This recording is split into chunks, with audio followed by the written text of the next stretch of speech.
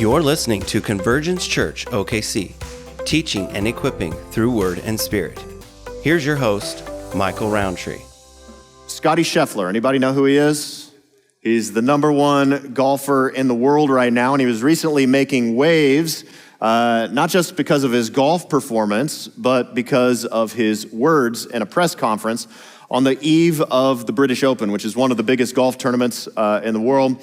They call it one of four majors. And so on the eve of that major, he had some really interesting words. And something to know about Scotty Scheffler is he's a devout Christian. And so I only wonder if he was reading the book of Ecclesiastes before he said what you're about to hear him say. So if you could direct your attention to the screen, I want to show you a clip from his press conference. I'm not here to inspire somebody else to be the best player in the world, because what's the point? You know, this is not a fulfilling life. It's fulfilling from the sense of accomplishment, but it's not fulfilling from a sense of like the deepest, places of your heart. There's a lot of people that make it to what they thought was going to fulfill them in life, and then you get there and all of a sudden you get to number one in the world, and then they're like, what's the point? And, I really do believe that, because, what is the point? You're like, why do I want to win this tournament so bad? That's something that I wrestle with on a daily basis. It's like showing up at the Masters every year. It's like, why do I want to win this golf tournament so badly? Why do I want to win the Open Championship so badly? I don't know. Because if I win, it's going to be awesome for about 2 minutes. And then we're going to get to the next week, and it's going to be like, hey, you won 2 majors this year. How important is it for you to win the FedEx Cup playoffs? And it's just like, we're back here again, So we really do. We work so hard for such little moments, and I'm kind of a sicko. I love putting in the work. I love being able to practice. I love getting out to live out my dreams. But at the end of the day, sometimes I just don't understand the point, because I don't know if I'm making any sense or not, but am I not? It's just one of those deals. I love the challenge. I love being able to play this game for a living. It's one of the greatest joys of my life. But does it fill the deepest, wants and desires of my heart? Absolutely not. All right. I appreciate that Scotty Scheffler has been watching this sermon series and actually used the name of our sermon series, What's the Point? It's pretty much the theme of Ecclesiastes. What's the point? What's the point? What's the point of another trophy? What's the point of more money? What's the point of more accolades? What's the point of greater status? What's the point? He says they make you happy for all of 2 minutes, but after that, what's the point? It's a huge message in Ecclesiastes, but there's also this in Ecclesiastes, there actually is a point, but the reason everybody freaks out is because they don't understand the point. Ecclesiastes is going to direct us there, but people were going crazy over this. I mean, Skip Bayless, he was like, he was so mad that the world's best golfer would say that. He's like, you need to sacrifice everything like Tiger. Like, how did that work out for Tiger? In fact, I consider this sort of Scotty Scheffler's superpower. Maybe it'll put some longevity in his prime. But today we're going to talk about King Solomon, who goes on this journey of finding out the point. I'm calling it the happiness experiment. Everybody wants to be happy. Every single person in this room would like to be happy, and Solomon's gonna take us to sort of the nth degree of searching out, unturning every rock to find out what does it take for us to be happy. And it begs a question for us, for me and you, are you happy? Are you happy right now? Are you happy in this season of life? Are you waiting for another season? Are you thinking maybe happiness is over there? Are you happy? These questions are going to be very important as we walk through today's passage. So, like I said at the beginning, it's a long passage. Let me kind of help you grasp the context here. For those of you who missed my first sermon that covered the first 12 verses, Solomon begins there by asking, what gain is there for everything we do under the sun? In other words, like, what does it produce? What's the lasting benefit of all this busyness and activity in our lives? What's it actually producing? And he employs the power of observation to say pretty much nothing. It's pretty much vanity and striving after the wind. It's this void, this emptiness, just like the cycles of wind and water and the sun. We just cycle about our business from dust to dust. We begin, we end with nothing. And so that was the pleasant and delightful message of the first chapter. But then in the second section, he's going to go from the powers of observation, watching these cycles of life, and he's going to go a more direct route, the route of personal experience. He's going to dive right into the happiness quest. And so that'll take us chapter 113 through 226. And so our approach to the text, to try to just keep it simple while following the argument of the section, is this. We're going to break it down into two perspectives on happiness. And the first perspective is happiness is a horizon you chase. Happiness is a horizon you chase. And the second perspective is happiness as a gift you receive. Happiness as a gift you receive. So we'll begin with happiness as a horizon you chase. One of my mentors, Jack Deere, used to say, he would define an idol like this. He would say, an idol is anything you put in this blank. I'll be happy when blank. I'll be happy when I get that raise. I'll be happy when I get more money. I'll be happy when I get this achievement. I'll be happy when I have this pleasure. I'll be happy when I have more stuff. I'll be happy when I'm out of this season of life. I'll be happy when I'm married. I'll be happy when I'm not married. I'll be happy when. Whatever you put in that blank, Jack would say, that's the idol that you worship. And so that's really the core and the meat of this happiness chase, because God actually does want us to enjoy our lives, but he knows that as long as we're chasing after empty idols, we will become like the idol we worship. Empty. That's not what he wants.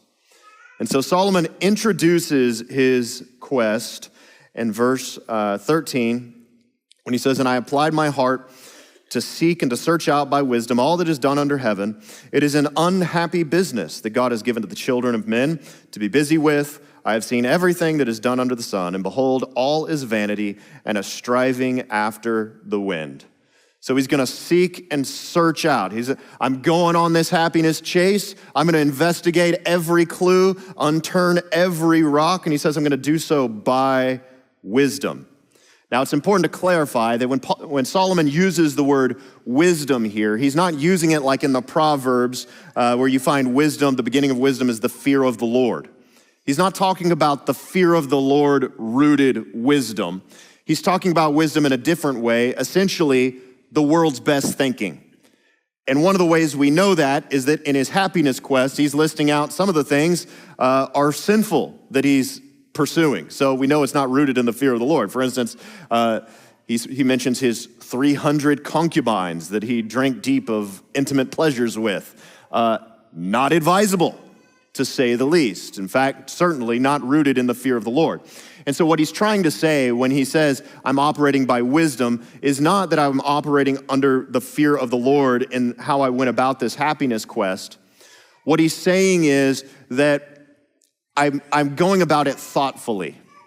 I'm going about it in a way that I'm not just like a hippie staring off in the clouds and forgetting about everything. I actually have my mind intact. I'm a master appraiser. I'm going to the nth degree of all earthly pleasure, but I'm going to be assessing every step of the way. Did it work? Did it work? Did it work? That's what he's saying when he says it's by wisdom that I went about this search. And then characteristically in the book of Ecclesiastes, he begins with his conclusion, or at least a tentative conclusion, and that is when he says it's an unhappy business that God has given to the children of men to be busy with. In other words, the pursuit of happiness ends with unhappiness.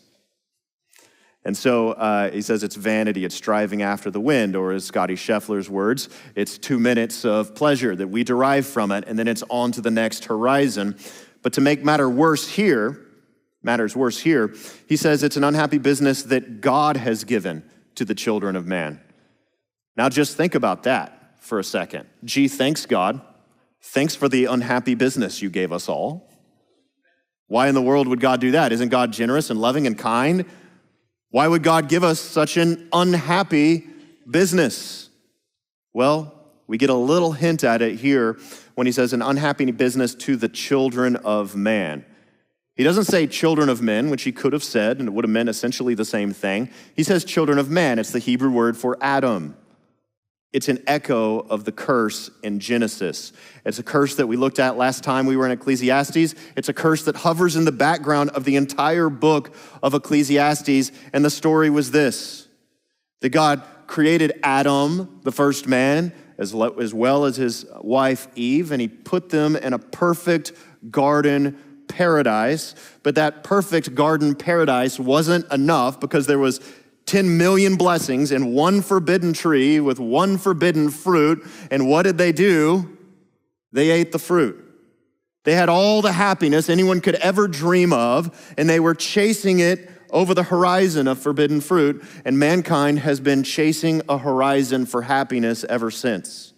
Ever since that moment, we developed a sinful nature, this inclination to make idols out of everything, to worship the creation rather than the Creator, to find our deepest joy and deepest satisfaction in things, trading Almighty God for a little piece of fruit, trading an entire giant garden for exile, which is what they ended up getting. And we see it every time somebody chases happiness in a bottle, or happiness in a mistress, or happiness on a little screen, or whatever it is. We're turning creation into an idol, and we've been doing it ever since the very beginning. This is the unhappy business. We're on this curse. The sense in which God has given this to the children of man is it's actually the consequence for our rebellion against God. And that consequence is, I called it last time, a merry-go-round of death and futility. A merry-go-round of death and futility and frustration and mystery and pain and turmoil and tragedy and all of that. All of that's the result, not just of Adam. Man, Adam, if I was there, I would have done different. No, you wouldn't. That's the whole point. That's the whole point, is none of us, he was humanity's representative. And in perfect circumstances, he did it that way, and we've been chasing forbidden trees and horizons and happiness over there ever since, until the day we die. It's an unhappy business. It wasn't really God's heart. God's heart was garden. God's heart was paradise. This was our choosing. It's what we did. And so this is the introduction to the happiness quest. Now, let's follow Solomon on his journey as he walks through one sort of avenue of pursuit after another. And he's going to begin with wisdom.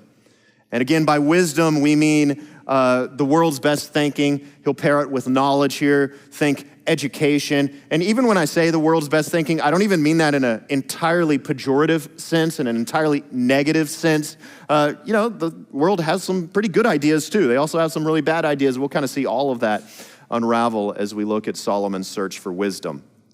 But world's best thinking. Verses 15 through 18. Solomon says, "What is crooked cannot be made straight, and what is lacking cannot be counted. I said in my heart, I have acquired great wisdom, surpassing all who were over me in Jerusalem before me. And my heart has had great experience of wisdom and knowledge. And I applied my heart to know wisdom and to know madness and folly. And I perceived that this also was but a striving after the wind. For in much wisdom is much vexation, and he who increases knowledge increases sorrow." So you can think of Solomon as the ancient equivalent of your PhD professor with degrees from Harvard and Oxford. People thought of him as an extremely wise person. In 1 Kings chapter 4, and it wasn't just fear of the Lord kind of thinking. In Solomon's case, and what he's talking about here is education. In 1 Kings 4, we see he studies arts and science, and so he's pursued this, what we would call today education. Diplomas line his wall, if you will. But that doesn't change the fact that he can't make what's crooked straight, and he can't count to infinity. That's verse 15. It's his way of talking about how, hey, no matter how much education I get, I can't fix the brokenness of this world.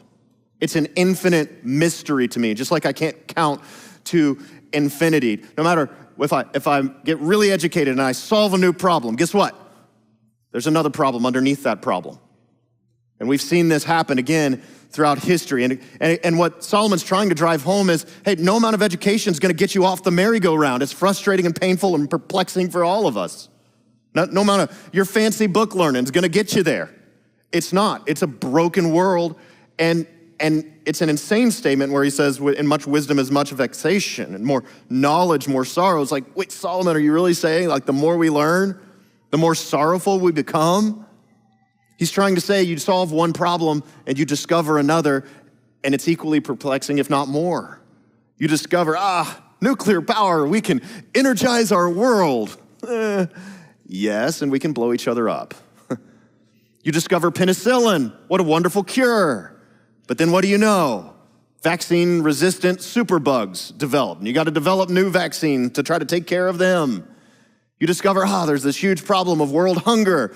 Pesticides, that's going to solve the problem. And fertilizers, that's going to help. But it does, and lots more people are eating, but now we're learning how much the food we eat is actually poisoning us. Every time you find the solution to a problem, there's another problem. And that problem is sometimes even more perplexing than the original problem was. We're all stuck in this cursed world.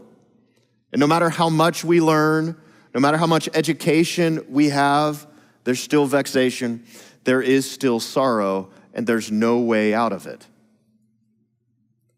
And this begs the question, wait, so is all of our learning and growth and human knowledge and advancement, is that actually worthless? Solomon will say, I won't go that far. He's going to return to that later. And so he kind of walks in sort of a circle here. He addresses wisdom and knowledge, talks about some other stuff, and then he comes back to wisdom and knowledge. And so I'm going to jump ahead to the coming back so we can see what he says and finish out this point about wisdom and knowledge. Chapter 2, verse 13. He says, "Then I saw there is more to gain in wisdom than in folly, as there is more to gain in light than in darkness. The wise person has eyes in his head, but the fool walks in darkness. And yet I perceived that the same event happens to them all."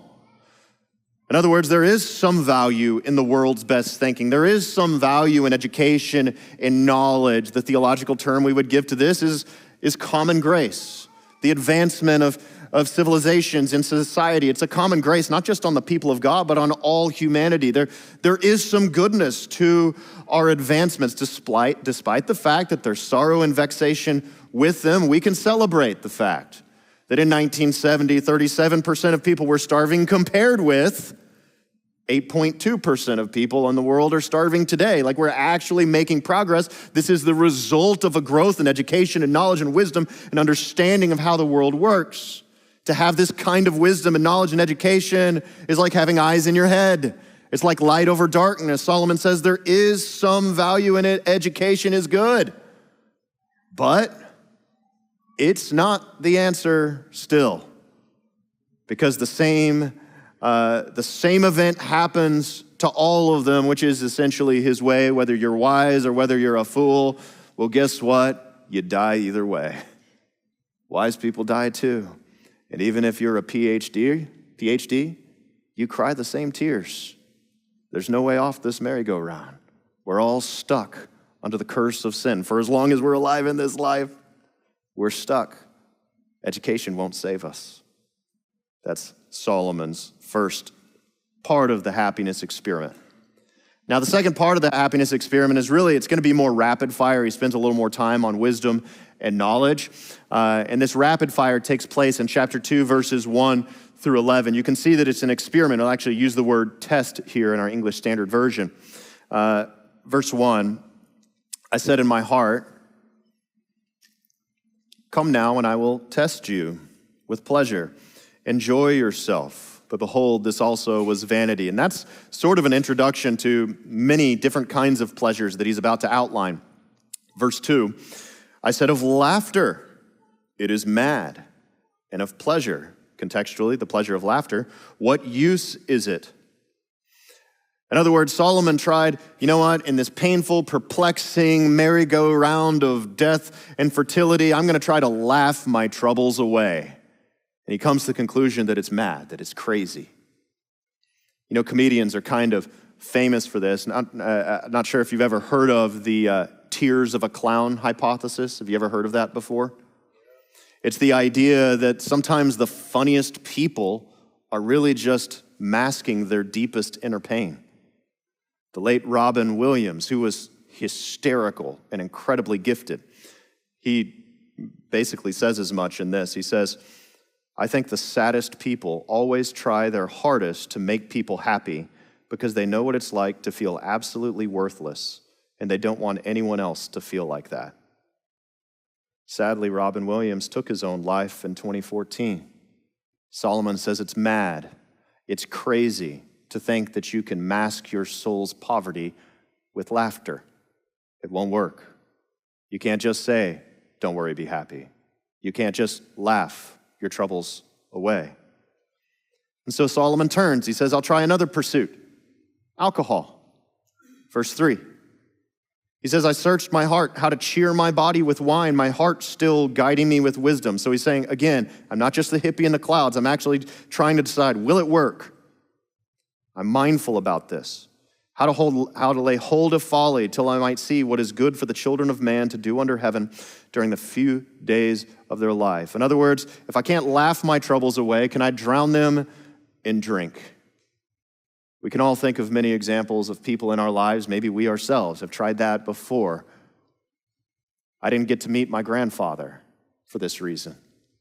I'm told that they called him Big John.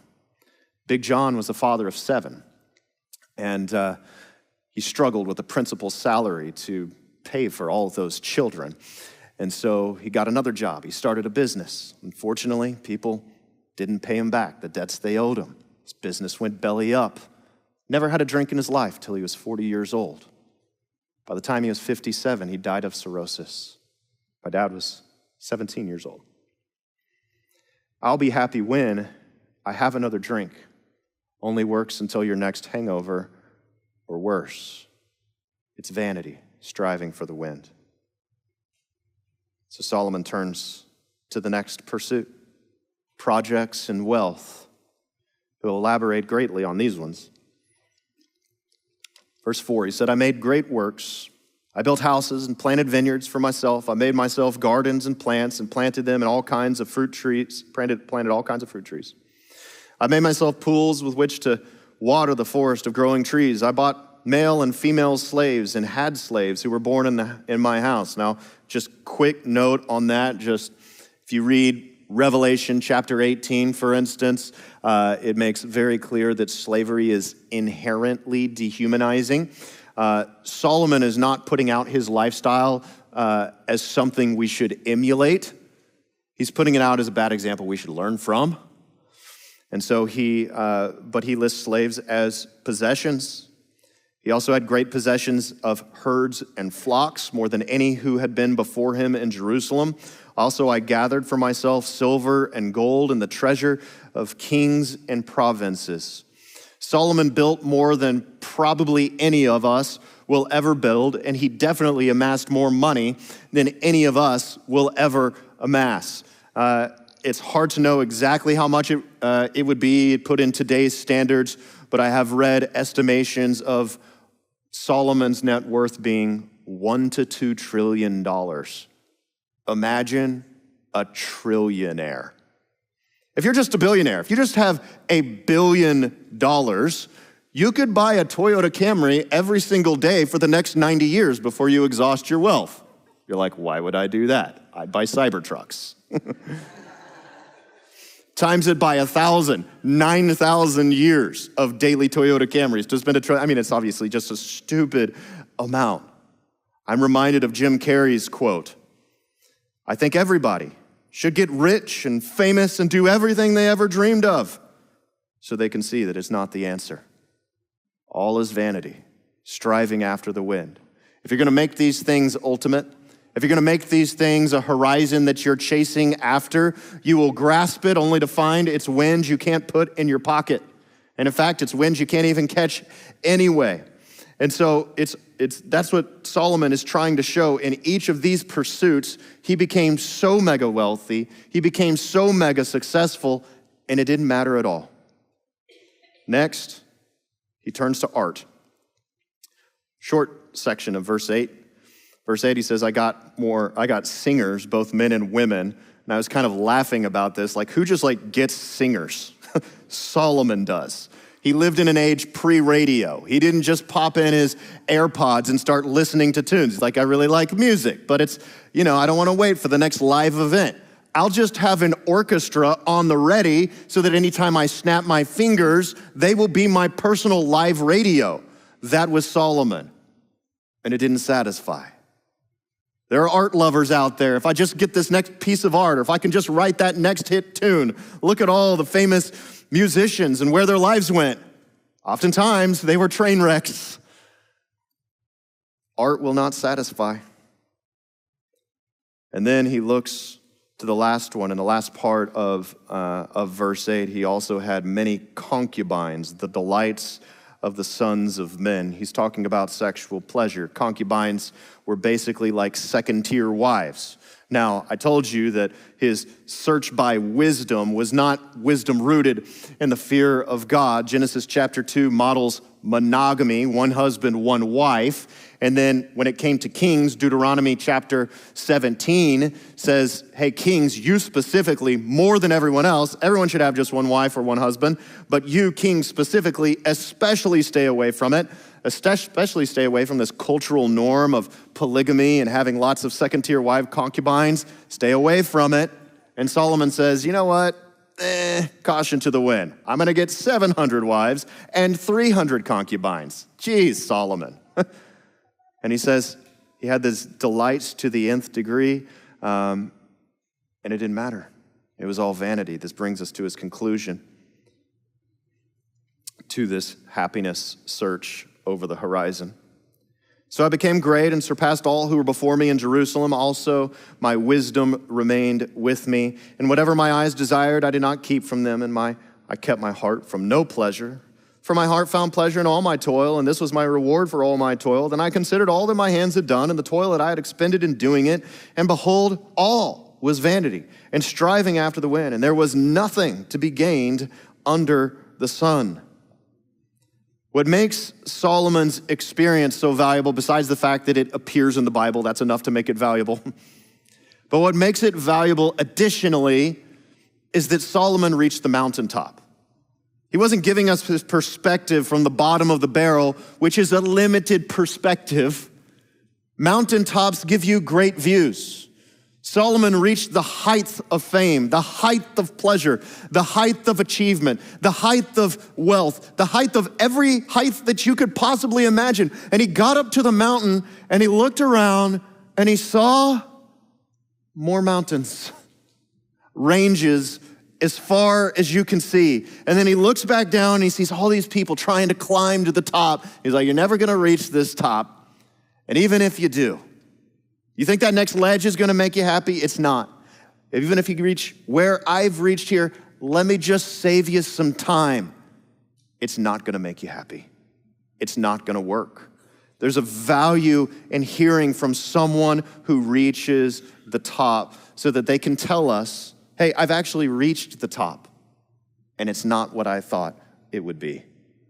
I mentioned earlier the celebrities, these people who attain all this wealth and all this fame and all this status. Look how unhappy they are. It's like this chasing after the horizon is this catch-22. You're either not happy because happiness is always over there and you have to chase it in order to get it, or if you finally are one of those rare lucky ones who reaches the top, you get there and you're like, meh, what's the point, says Scotty Scheffler. We're all stuck on the same merry-go-round, and it's built inside of us to think that we can just chase after happiness and one day reach it. And the celebrities' lives are shouting to us, just like Solomon shouting from the mountaintop, it ain't all it's cracked up to be. I just listed here some names of celebrities whose lives turned into train wrecks and premature deaths. Elvis Presley, Robin Williams, Marilyn Monroe, Judy Garland, Janis Joplin, Jim Morrison, Jimi Hendrix, Kurt Cobain, Heath Ledger, Whitney Houston, River Phoenix, Philip Seymour Hoffman, Chris Farley, John Belushi, Anthony Bourdain, Kate Spade, Anna Nicole Smith, Mac Miller, DMX. This isn't just a list of names. This is a warning from the top of the mountain. Stop lying to yourselves. Church, stop lying to yourself. Stop telling yourself, and this is preaching to me too, that I'll be happy somewhere over the rainbow. That if I can just get it over there. Maybe you're saying, well, I'm not even trying to be as rich as Solomon. I just want that raise. I'll be happy when you are worshiping that thing. The sooner that you can repent and just say, God, I'm sorry for thinking I'll be happy when this would happen, and fixating all your anxious thoughts, and I just have to arrive there. And the sooner you can just accept, we're all stuck on this thing. We're all stuck here. The sooner you can actually receive the happiness that God wants to give you as a gift. And it's a gift that you can receive every single day. And so we shift from happiness as a horizon you chase to happiness as a gift you receive. As it flows in the section, verses 17 through 23, Solomon is going to say things like, verse 17, so I hated life. Verse 18, I hated all my toil. Verse 20, I gave my heart to despair. Verse 23, it's vanity. This is the emotional effect of living in the happiness quest, the happiness experiment, thinking that, I know it didn't work for Elvis, and I know it didn't work for Robin Williams, but maybe it will work for me. The more we tell ourselves this lie, the more we find ourselves in this place of despair. And Solomon's trying to preempt that. He's giving us a bunch of really hard news. Ecclesiastes is a book of a lot of hard news with little good news drops. But it's one of those things where you can't get the good news drop until you receive the hard news. The happiness quest is going nowhere, guys. There's no happiness over the edge of the horizon. There's reaching the top and hating your life. That's what happened to Solomon. And so now let's read his solution. Happiness as a gift you receive in verses 24 through 26. He says, there is nothing better for a person than that he should eat and drink and find enjoyment in his toil. This also I saw is from the hand of God. For apart from him, who can eat or can have enjoyment? For to the one who pleases him, God has given wisdom and knowledge and joy. But to the sinner, God has given the business of gathering and collecting, only to give to the one who pleases God. This also is vanity and striving after the wind. Now that last part about vanity and striving the wind, he's talking about the experience of the sinner who toils his whole life to realize it was all for nothing. He's just giving it to the next guy. That part's vanity. He's not saying that the whole thing, that actually receiving joy and pleasure from God, is vanity. But what I really want to focus on is how strange of a conclusion this is. It's strange. Think about it. For chapter 1 to the end of chapter 2, Solomon has been saying, that pleasure doesn't work. That pleasure doesn't work. That pleasure doesn't work. No matter how much you chase pleasure, it's not going to work. So what's the solution then, Solomon? Pleasure. What? There's nothing better for a person than to eat and drink? You just told me I'm not going to be satisfied in these things and to find enjoyment in his toil. So pleasure doesn't satisfy, and yet he recommends pleasure. What in the world is going on here? Motive is everything. Motive is everything. You see this sort of contrast and juxtaposition where in verse 11, Solomon talks about the labor that that his own hand achieved and ultimately resulted in vanity and striving after the wind. But in verse 24, he references the hand of God. So there's the happiness that I try to achieve by chasing it through my own human agency over the next horizon. As long as I'm doing this to try to be happy, I'm only going to be disappointed. As long as it is by my hand and my own doing and my own best efforts, it's only going to leave me, even if I get the prize, disillusioned. But if my goal is not to chase happiness over the horizon, but rather to enjoy each day as a gift from a wildly generous God who loves me, I can taste eternity even in earthly pleasures. Let me say that again. If I can enjoy today as a gift from God and the 10,000 blessings that my lavishly generous God has given me, if I can receive them from him as a gift, then I can taste eternity even in earthly pleasures. Even in earthly pleasures. And this is contrary to what many people teach. I mean, I've heard many Bible teachers that make it sound like God is anti-pleasure. And maybe if you just read the first part of just 2:1 through 11, you might conclude maybe God is anti-pleasure, but he's absolutely not. God is anti-God is pleasure. Or put differently, anti-pleasure as God. He's anti-putting something in the blank of I'll be happy when and making that your idol, because he knows that when you chase after empty things, you yourself will become empty, and that's not what he wants for you. But notice in verse 23, God is the one who gives the joy. He's the one. He gives wisdom and knowledge. He gives food and drink. But through these things, we derive joy. And when I say we, verse 26 refers to those who please God. It's only in the context of friendship with God that we can actually begin to enjoy all these blessings. The blessings do have a point. The trophies do have a point. The things you're working for do have a point. And the raise that you got is a blessing. These things are good, but you have to receive them as a gift, not as a horizon you chase. It'll only disillusion you, but as a gift from a lavishly generous God. And the sooner we can stop chasing after horizons that will never make us happy, accept the fact that we're all stuck on the same merry-go-round that is very painful for every one of us. Your life is painful, so is mine. That's true for all of us. Stop telling yourself the lie. Well, but it's not painful for her. Yes, it is. It's painful for all of us. We're all stuck here. So if we can stop chasing horizons, imagining a way off of this merry-go-round, and instead start receiving each bite of food, each sip of drink, each precious hug, each ray of sunshine, every laugh at a funny movie, every trophy that you win, every tune you listen to, every dollar you make, every day you live, every breath you breathe, when you receive these as a gift from God, that's how you enjoy the ride. That's how you enjoy the ride. It's a painful ride for everyone, but there is no escape. You're here as long as you live, so you might as well learn to enjoy it. You have 10,000 blessings in your life. Are you grateful for them?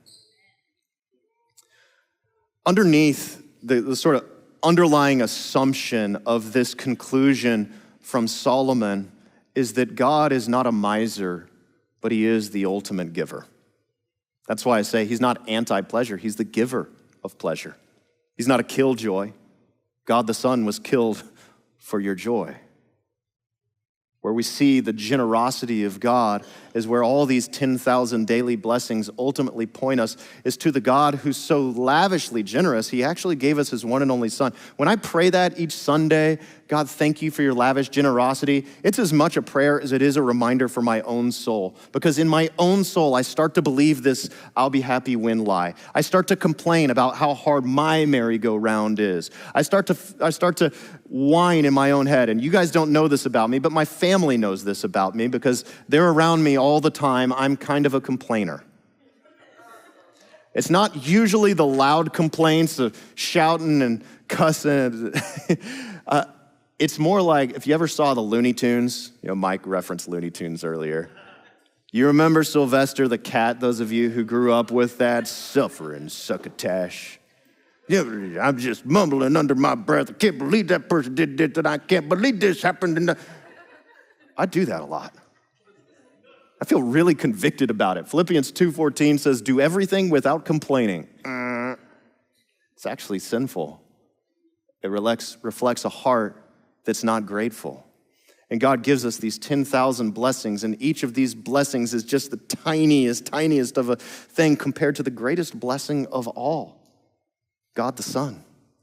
Think about it. God looked down from heaven, and when he saw us spinning on this merry-go-round that's so painful and so frustrating and just so tragic in so many ways, and around we go, and he looked down, he didn't just say, you made your bed, so lay in it.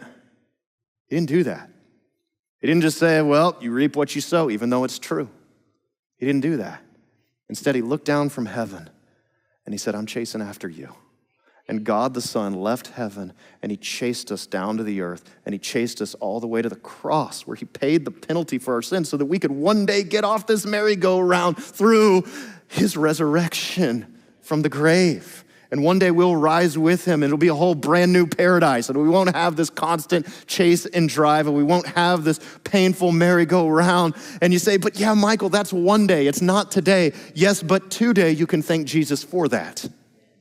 And today, you have the daily reprieve of a friendship with Jesus. That's what it talks about in the Alcoholics Anonymous book. It talks about the daily reprieve of your spiritual fitness. You have the daily reprieve of a friendship with Jesus.